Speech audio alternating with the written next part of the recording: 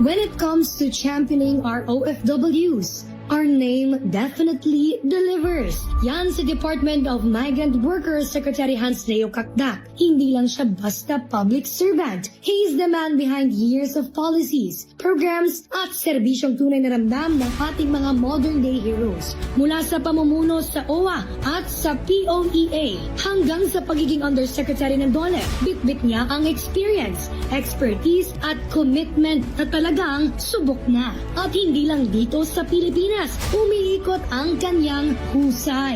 Kinatawan na rin niya ang bansa sa iba-ibang international labor organizations kung saan ay sinusulong niya ang karapatan at kapakanan ng migrant workers. Pinangunahan din niya ang Philippine delegation sa pagbuo ng Maritime Labor Convention flag and Port State Inspection Guidelines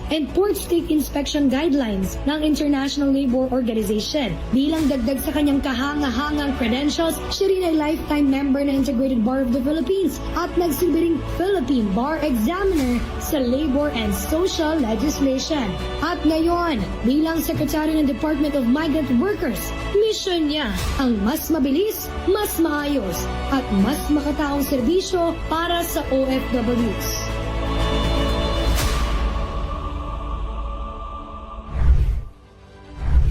Live po dito sa studio, makakasama po natin ngayong hapon sa Department of Migrant Workers Secretary Hans Leo Kakdak. Magandang hapon, Secretary. Magandang hapon po sa Sec. inyo at sa inyong mga tagapakinig, tagapanood. Welcome po sa ating programa, Gov on the Move, and isa pong karangalan na makasama po kayo ngayong hapon. Karangalan ko pong makarating dito. Alright. Sige, Secretary, first things first, pag-usapan po natin itong mga agarang pagtulong na binabahagi po ng inyong tanggapan para Yes. sa ating mga OFW. Meron pong paglaki o lumalaki po ang paggamit ng Action Fund. Yes. Ditong mga nakarang taon, in fact. Ano po yung mga pinakamalaking pagbabago na naramdaman ng mga OFW sa pagkuha po ng agarang Yes. tulong? Ito kasing Action Fund na mandato sang-ayon sa ating charter, Department of Migrant Workers Charter, na lumawig sa panahon ni Pangulong Marcos, ay binigyan ng diin, no? Mismo si Pangulo, isa yan sa gusto niya parati niyang tinatanong sa akin kung kamusta na ang Action Fund. Ito ay legal, medical, financial, and other forms of assistance na pondo. So, when it comes to legal, yan ang number one answer in terms of anong espesyal na ibigay ng Action Fund. And right now, meron tayong mga legal lawyers, no, legal retainers all around the world. Sa mga posts that we have, we are in 43 posts, and meron tayong mga lawyers na taga doon, no? Hindi sila Pilipino, so they are locally hired lawyers who know the language, who know the law, well versed with the legal system, okay, and the authorities in the host country. 14,000 ang kasong nahawakan at hinahawakan in terms Still of ongoing mga cases, still no? ongoing. Merong klase ng kaso na in defense, pagka kinasuhan yung kababayan natin, let's say kasong kriminal, or merong kasong sinusulong, no? Pagsulong ng kaso for and in behalf of the worker, yung complainant naman ay worker. Yes. Ito yung mga kasong korte, meron pang labor related. Yun ay mga 419,000 na hinawakan natin one way or another. Hindi necessarily kaso, abogado o tulong legal sa mga nais magdulog ng anumang problema tungkol sa kanilang employer. So labor related. Sa aspetong pinansyal, 80,000 ang naging beneficiaries natin sa Action Fund for the last 3 years of implementation. At ito ay ibig sabihin, nagbigay tayo ng tulong pinansyal sa mga OFWs na nangangailangan ng tulong. Usually 50,000 ang binibigay natin. Malaki-laking halaga ito. Per OFW? Basta may problema, may distressed case, 75,000 kung major medical illness. And then kung nasawi, unfortunately, kung nasawi ang ating kababayan sa abroad, whether natural or accidental or other causes, ay 100,000 binibigay natin. So, patuloy lang po ito, 80,000 na ang beneficiaries and counting. And dito, particular dito sa Middle East crisis, lalo na yung pumutok na sigalot nung Feb 28, labanan ng US, Israel, Iran, ay mga 10,150 na ang napauwi mula sa Middle East. on commercially or commercially booked or chartered flights. The total number of repatriated Filipinos. 10,150. Okay. That's not including yung 3,500 na na-repatriate natin before Feb 28. Kasi Okay. di ba ang Sigulot pumutok nung October 7, 2023, Yes, nilusob yung ng Hamas ang Israel, Israel. Hamas. So 2 taon na yan or 3 taon na yan na tumatakbo around 3,500 na nakauwi. So add to the 10,150 mula nung Continuous Feb tayo 28. nun, Sec. Yes, continuous lang ito. And then tulong pinansyal sa mga naapektuhan ng trabaho, nabawasan ng working hours, nabawasan ng work shift, nabawasan ng OT. Kasi nga, nag-slow down din yung mga hospitality sector doon, mga hotels, construction, other types of businesses. So higit kumulang 20,000 na nabigyan natin ng financial assistance. Doon sa mga, hindi yan umuwi. Iba pa yung 10,150 na umuwi at iba pa yung 20,000 na nandoon pa rin pero naapektuhan ng trabaho, naapektuhan ng take-home pay, binigyan natin ng financial assistance. Ayan, Sec, hindi na bago kasi meron nga tayong tinutugunan na ng mga geopolitical conflicts na nagresulta ng pagpapauwi sa ating mga kababayang Pilipino. Itong ganitong klase na aksyon ng DMW, paano ba natin ginagawa at paano natin sinisimulan para matiyak na meron agad na aksyon na Oh gagawin? yes, of course. Ang tanong na yan ay napakahalaga kasi that clarifies kung anong extent ng ginagawa natin. Kung repatriation ang pinag-uusapan, lalo na nitong Feb 28, syempre katuwang natin ang ating attached agency, ang Overseas Workers Welfare Administration, ang OWA, headed by Admin PY Kaunan. And you're talking of, kung repatriation yan, you're talking of an effort, multi-country effort. Ibig ko sabihin, kasi dito sa huling sigalot ng US, Israel, Iran, the Gulf states were involved. Hindi lang isang bansa, hindi lang Israel Correct. versus Lebanon. Napakalawak po ng saklaw eh. So you're talking 5 countries in the Gulf, yung sa Levant, yung Israel, Lebanon, and Jordan. So more or less 8 countries. So that means yung crisis management teams in partnership with our ambassadors, nung unang araw pa lang ng sigalot, inatasan na kami ni Pangulo ni Sec. Tess Lazaro na pulungin ng mga ambassadors, welfare officers, labor attachés, mobilize yan for each country. And not only that, dahil sarado ang airspace, we needed to identify fly-out points outside of these 8 countries. So, for instance, when you're talking of Israel, ang fly-out point mo dahil sarado ang airport is Egypt. So, tatawid mo by land, may nakaabang na tao sa border between Egypt and Israel. May nakaabang na taong sasalo sa Egyptian side. Itatawid sila for an 8-hour land travel through the Sinai Peninsula, westward to Cairo, and then fly out sa Cairo. When you're talking of the 5 countries, Kuwait, Qatar, Bahrain, UAE, and Oman, well, not so much Oman. So Kuwait, Qatar, Bahrain, UAE. Ang fly-out point niyan, KSA, Saudi, kasi nung saradong airports nila. So again, people pre-position on the Saudi border side, pagtawid, dala sa Saudi airport to fly out. Sa UAE, maaga-aga nagbukas ang airspace. So nandun yung una, tinawid sila sa Oman, pero nung unang araw lang yun. So nakaabang na ng mga charter flights natin. So we had 7 charter flights actually out of UAE alone kasi bukas yung airspace sa UAE. So it takes a massive effort. The augmentation teams naka-preposition sa Egypt, sa flyout point sa Egypt, saka sa Saudi Arabia, padala sa UAE na rin for the charter flights. So maraming minomobilize na resources at pag-uwi pa dito. So nandiyan ang OWA for the local transport, local hotels, fly out to the provinces, domestic flights. Very tedious yung repatriation. Hindi siya ganun kadali, no? Because the effect of the tension in the Middle East is so vast that you really have to ensure concerted effort, you know, among Yes. So we're so thankful to the DFA. Sabi ko nga, inatasan kami ni Pangulo, ni Sec. Tess since day 1.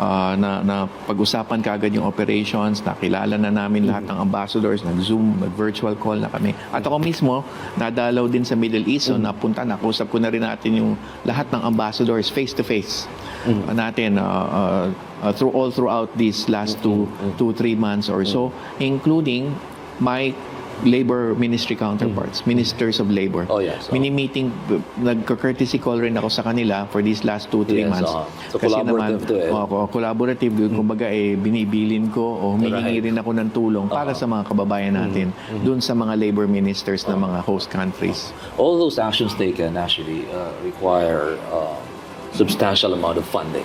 Maraming pondong pinag-uusapan dyan. Speaking of which, dito po, balikan lang po natin ng konti yung Action Fund. Ano po ba mga pwedeng asahan ngayon ng mga kababayan nating OFW? From that Action Fund, Yes. in the coming years, I'm sure Yes. marami yung I think excited dyan. we definitely have the support of the President. Sabi ko nga, even before this happened, kami ni Presidente, pag nakikita, isa yan sa tinatanong niya, kamusta na yung Action Fund mo? At may ulat naman ako. Now, yung Action Fund stood at 1.2 billion budget per year.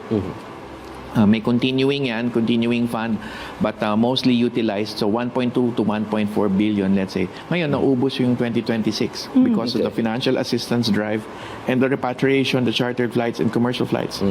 So, kamakailan lang, sa Uplift Committee meeting, may paunang abisyo na si Presidente, but formalized na yung announcement from the President himself na merong 3 billion tayong supplemental Yes, fund yung last time. for the Action Fund. At nagpasalamat nga ako kay Presidente at sa pagpapasalamat ko, ang sabi ni Presidente, this is all for continuing our programs for our OFWs. Keep it up, sabi ni Presidente.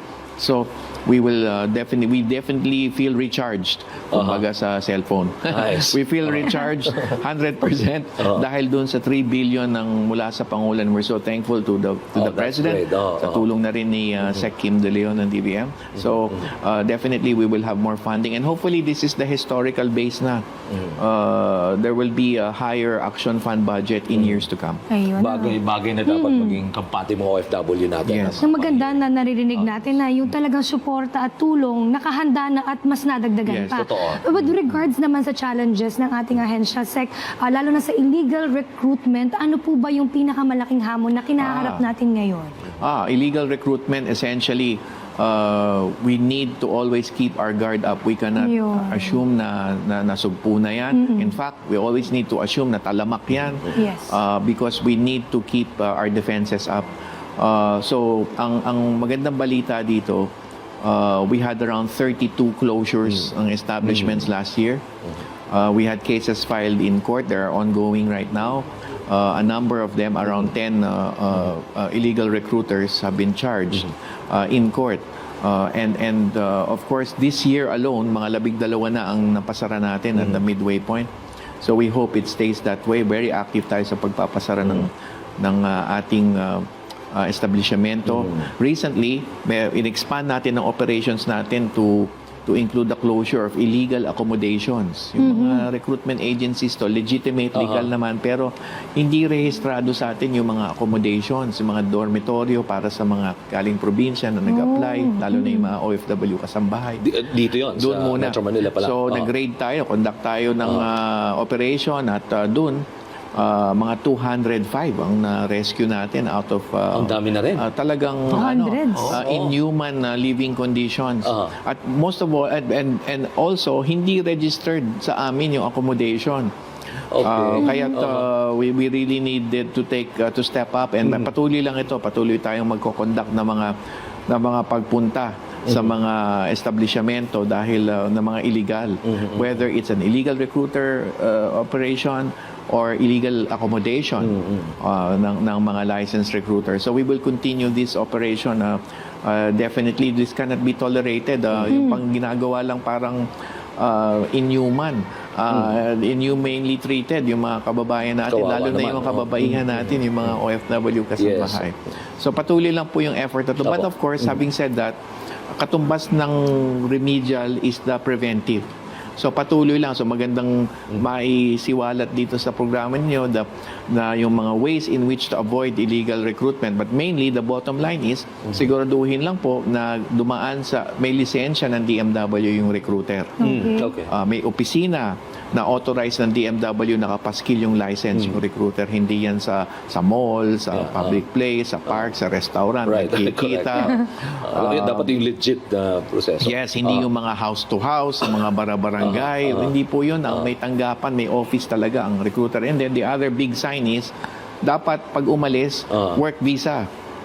Hindi tourist visa, hindi kung ASEAN country yan, hindi yung visa free, kasi yung visa free naman sa ASEAN like Singapore pang turista lang. Yes, Yes, So yan, maraming telltale Hindi para signs sa mga na kailangan trabaho. ipahatid natin Okay. paano ma-detect kung biktima na sila ng illegal recruitment.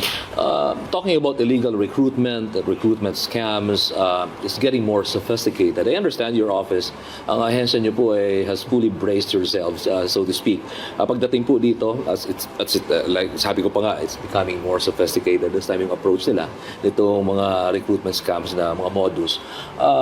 How does DMW adjust from this? I mean, para malabanan itong bagong modus nila. Yes, itong mga online scams ang isang napakalaking bagay ngayon. Malaking Yes, kaibahan ngayon say 10-15 years ago. At dito sa mga online scams, nakikita natin na merong mga alok ng trabaho. Sabi nga namin, kung pagdududahan mo yung kaharap mong nagre-recruit sa'yo, mas lalo mong pagdududahan yung sa online na hindi mo lang nakikita kahit anino, di ba? But Precisely. unfortunately, many of our people still fall for this. They think na kapag online ay digital, high-tech, and therefore legitimate, which is a wrong perception. No? Dapat nga pagdudahan. Kasi as I said, recruitment agencies who are licensed have offices, and they will ask you to visit their offices. Correct. Hindi yung lahat online, completely online. That is yet another indicator of illegal recruitment. Kung completely online yung recruitment process. And so dito may mga partnership tayo with Facebook Meta, Yes. and with TikTok. So higit kumulang mga 120,000 na ang takedowns Ang dami. natin with Facebook and with Meta and TikTok. However, as soon as we do this, alam naman natin, ang daling umusbong, parang kabuti. Create an account. Oo. So, patuloy lang yung effort natin, and the important thing is we expose kung sino itong mga na tinitake down natin para makita ng taong bayan kung ano ang example ng Yes. illegal recruitment on That's right. Opo. social media. Sek, pagdating naman dito sa mga OFW na talagang gusto ng manatili sa Pilipinas permanently, sa mga nakauwi na ating mga kababayan, paano natin na make sure na meron silang sapat na kabuhayan naman o yung magiging trabaho Yes. nila dito para at least hindi na nila kailangan lumabas Yes, ulit? napakahalaga niyan, lalo na kay Presidente, kasi yung reintegration, yung manumbalik para dito na magkaroon ng pangkabuhayan. In 2005, tinatag ni Pangulo ang National Reintegration Network. Pinagbuklod niya lahat ng ahensya na involved sa pangkabuhayan, empleo, training. So, nandyan ng DOLE, nandyan ng DTI, nandyan ng Department of Agriculture sa pangkabuhayan, nandyan ng DOT sa pangkabuhayan, nandyan ang TESDA for the training, ang OWA of course also involved. So, pinagbuklod niya kami at meron kami mga NRN, National Reintegration Network Jobs, Livelihood Training Fairs. Higit kumulang 43 na yung nadaos na mga fairs. Around 25,000 returned OFWs na ang nakinabang dito sa mga fairs. Doon punta sila. And particular to employment and livelihood, mga 13,000, mga particular to the services ng government agencies, mga 13,000 ang nakinabang na dito sa mga NRN fairs natin. And then National Integration Network fairs. And then sa trabaho, may mga 2,500 tayo sa DMW side. Returned workers yan. Nakuha natin yung profile, skills, age, and all the other necessary information. Minamatch natin sila with the existing job order. So example, kung barista yung worker from UAE na repatriate, hanapan natin ng job order ng barista, let's say in Singapore Ayun. or some other place. At minamatch sila. So minamatch, around 2,500 of them have been matched with the with the recruitment agencies na may job order na yung ganun. And so far, we monitor them. We created a committee called the Committee on Active Labor Market Interventions, CALMI and DMW, to precisely handhold the workers who have returned and match them with the particular job orders. Based on the qualifications. So we're hoping, we're praying itong 2,500 na to will materialize. That's not including yung sa DOLE, yung mga Iba pa. hired on the spot ni Sa Sec mga Francis. labor job, free job fair, yung mga Yes, ganyan. yes. So, etong huli, although halo yun, OFWs and non-OFWs, I understand, ang daming mga libo-libo ang na-hired on the spot do sa June 12 job fair. So, ni Sec Francis. So, patuloy lang itong effort na ito on the local side as well as the overseas side. Sa part ng DMW, Sec, ano po ba yung mga bagong labor markets na nai-offer pa ng DMW para sa mga Pilipino mga So yun naman, sa area natin, first and foremost, ang directive ng Pangulo in his second Labor Day address is to deepen bilateral labor relations Alright, with that's countries nice. Oh, yes, hosting OFWs. And because of this, we have around, a total of around 65 bilateral agreements and negotiated agreements with the host countries and destinations. And bunsod nito, meron tayong mga patuloy na discussions kung saan nagkakaroon ng safe and secure labor mobility, safe and ethical recruitment. Yun naman ang purpose natin. Hindi naman natin objective na mag-generate ng trabaho para sa kababayan natin overseas. But rather, yung mga bansa na potentially pupuntahan ng kababayan natin, kinakausap na natin yung host government para protected ng kanilang tinatawag na labor mobility, kanilang recruitment. So by way of example, dito sa Central and Eastern Europe, we have had agreements with Croatia and Slovenia. Specific enough in Croatia to launch our government-to-government hiring program. In Croatia, we had our first batch of around 250 hotel workers Okay. na pinadala na doon. Dito sa Czech Republic, for instance, dinalaw ni Pangulo ang Czech Republic. At sila ni President Pavel ay nag-agree with terms of yung labor mobile, safe, ethical recruitment. At dinagdagan pa nga ang quota ng Pilipino from around 3,000 or so na umakyat ng mga 10,000 binigay ni President Pavel and the Czech Republic for Filipinos entry into into the Czech Republic. So these are things that we are doing in terms of talking to the host governments, ensuring, okay, kung may demand kayo sa Pilipino, dapat safe and ethical recruitment, hindi human trafficking, hindi sang-ayon sa batas, ng batas ng both ng host country at ng Pilipinas. So yun ang sinasagawa natin with the host countries. Sa digitalization, meron tayong tinatawag na Kumusta Kabayan app. Ayun, Oh, meron wow. din. Ano po Yes, itong so app na to, kinakamusta Sam? natin yung mga tinatawagan sila ng mga call centers natin. We have around 15 seats sa call center natin in 3 shifts, around 45 agents in all. And most of them are former OFWs, yung call center agents natin. And kinakamusta sila, tinatawagan sila, ini-email sila, and we generate so much feedback also in such a way na kapag kailangan ng tulong, agad natin binibigyan ng lunas, tinutugan, kamusta ka na, kaya kamusta ka bayan? Yes. Ang galing. Kinakamusta sila, binabati sila happy birthday o ano pa man.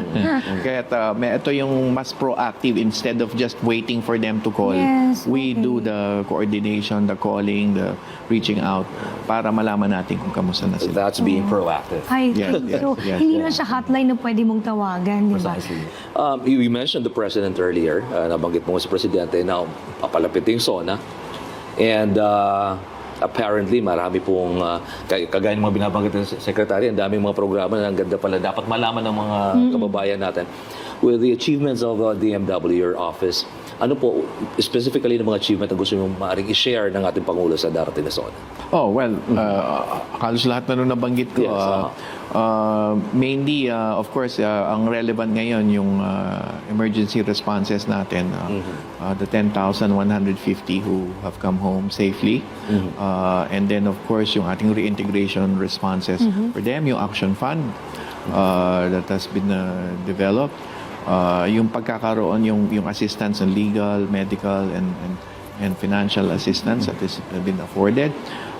Nakalimutan ko banggitin yung ating OFW lounge in airports. Oh, wow, 2 million Bagong-bago, served na yan.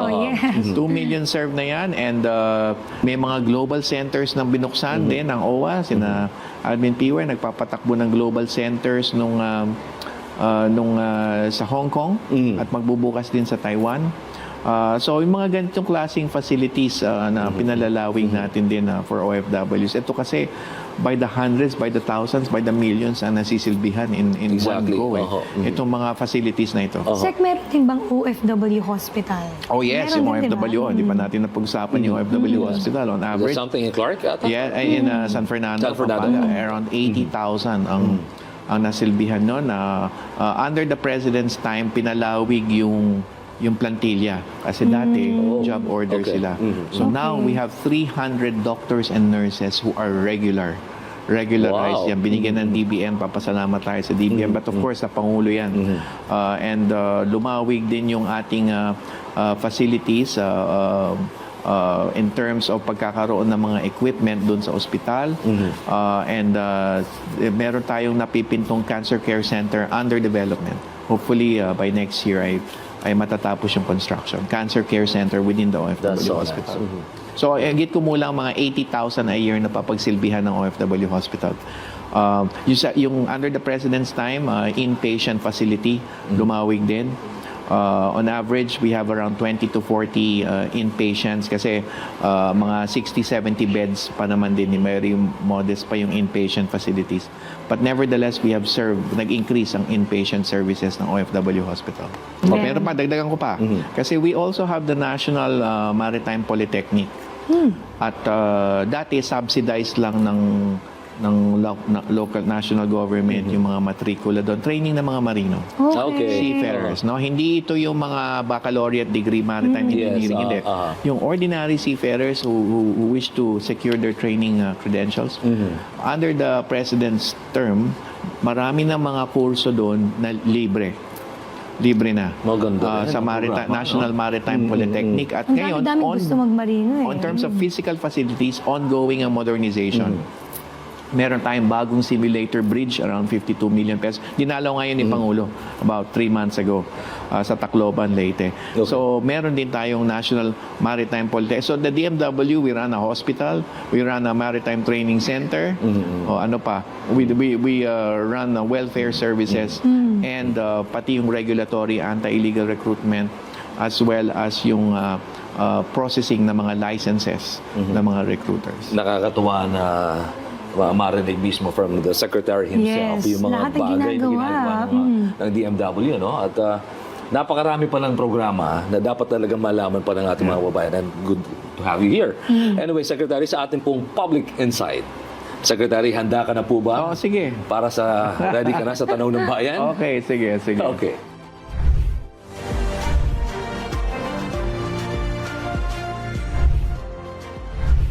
Okay, Secretary, tanong nila, sagutin mo na po. Okay.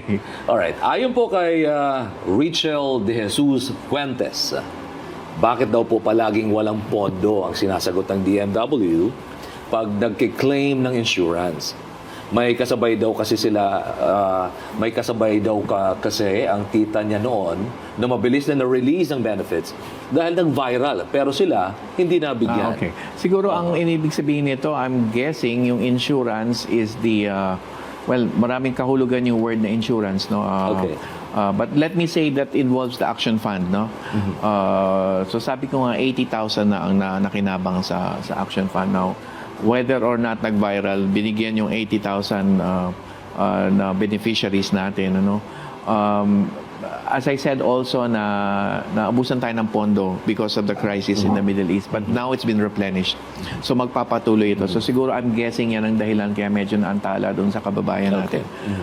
So maaring totoo nga po na talagang nag-aantay tayo ng pondo, but the good news is nag-announce na ang presidente ng replenishment ng supplemental fund at padating na po at magre-release na rin po tayo. Siguro I will just get the contact details nung kababayan natin nag-message para sa kanya. Sige po, Wow, we'll make it a point at least, you know. Makontak. No? At saka ngayon, masaya na siya. Na marinig niya na... Yes.